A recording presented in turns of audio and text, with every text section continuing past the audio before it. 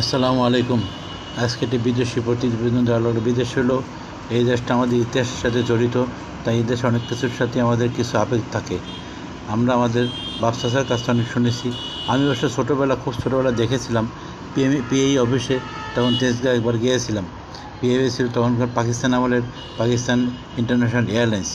তখনকার দিনে 70-এর দশকে পিএই এশিয়া মহাদেশের বৃহত্তম এয়ারলাইন্স ছিল, তাই সকল মানুষের কাছে প্রিয় বস্তু এবং পাকিস্তানের সবচেয়ে গর্বের বস্তু ছিল এবং সবচেয়ে সফল প্রতিষ্ঠান ছিল পাকিস্তান ক্রিকেট টিম আর পিআই এয়ারলাইন্স। পাকিস্তান এয়ারলাইন্স এই দুটো ছিল খুব জনপ্রিয় বস্তু। কিন্তু দিনে দিনে পাকিস্তানের যত সামরিক শক্তি বেড়েছে, অত তার এই এয়ারলাইন্সের অবস্থা ধীরে ধীরে খারাপ হয়েছে। দুর্নীতি, চরম অব্যবস্থাপনার কারণে দিন দিন এমন অবস্থায় গিয়েছে যে বছরে প্রায় $300 মিলিয়ন মতো তারা লোকসান দিতেছে। গত 2 বছরে $600 মিলিয়ন লোকসান হয়েছে। তারপরে সরকার প্রথম চাইছিল কিছু অংশ বেসরকারীকরণ করতে, কিন্তু তা সফল না হওয়াতে এখন সম্পূর্ণ এয়ারলাইন্সটি বিক্রি করে দেওয়ার সিদ্ধান্ত নিয়েছে।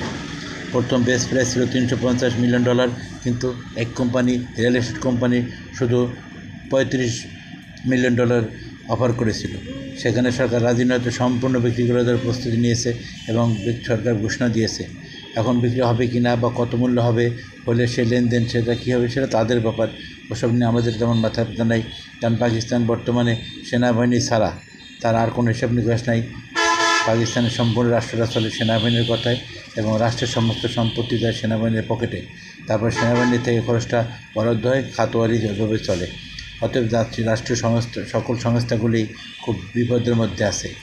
খনিজ সম্পদ পর্যন্ত কয়েকদিন আগে সেনাবাহিনী প্রধান এবং প্রধানমন্ত্রী মিলে আমেরিকায় গিয়ে ট্রাম্পকে অফার করেছিল খনিজ সম্পদ নেওয়ার জন্য। সে কে নিয়েছে, কে দিয়েছে, এটা আমরা জানতে পারি নাই বা মিডিয়াতে তেমনভাবে আসে নাই। কিন্তু এই নামটির সাথে, পিআইএ নামটির সাথে আমরা ছোটোবেলা আমাদের বাপ চাচার কাছে অনেক শুনেছি, আমরা নিজেরাও দেখেছি, তাই একটু আবেগ জড়িত আছে।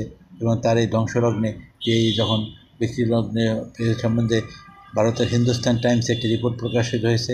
সেই রিপোর্টের মূল অংশ আপনাদের দেখার জন্য হুবহু তুলে ধরা হলো। আপনারা ইচ্ছা করলে ওইখান থেকে এখান থেকে রিপোর্টটি পড়ে দেখতে পারেন। আমার চ্যানেলটি ভালো লাগলে সাবস্ক্রাইব করবেন। আসসালামু আলাইকুম, সবাই ভালো থাকুন, খোদা হাফেজ।